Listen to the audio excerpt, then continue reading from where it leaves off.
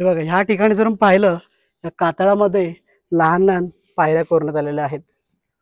वरच्या साईडला जाण्यासाठी हा कोरीवकाम झालेला आहे.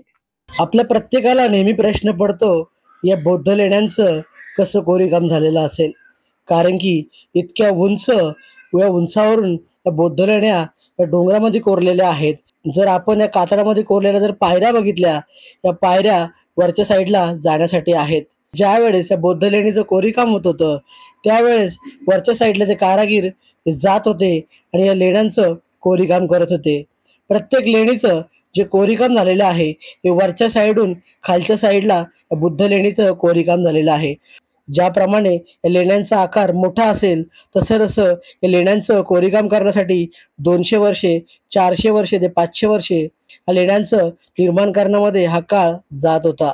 सुरुवातीला या कातळामधून मोठा खडक बाहेर काढला जात होता. त्यानंतर त्याला एक आकार दिला जात होता.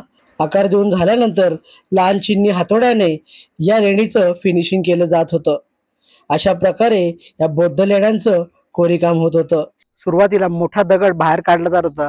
त्यानंतर बारकाईने लहान चिनी हातोडीने या लेण्यांचं कोरीवकाम केलं जात होतं. हे बघा, हे जे आपण जे धार बघतो या दगडामध्ये छोटे छोटे धार दिसते, ही जी धार आहे हा पुरावा आहे की फक्त चिनी आणि हातोडीने या बौद्ध लेण्यांचं कोरीवकाम झालेलं आहे. लेणी कोरायला जी सुरुवात होत होती, ही वरच्या साईडून लेणी कोरण्याचं काम होत होतं आणि मग खालच्या साईडला या डोंगराला पोखरून मग आतल्या साईडला लहान चिनी हातोडीने याचं या लेणीचं फिनिशिंग केलं जात होतं.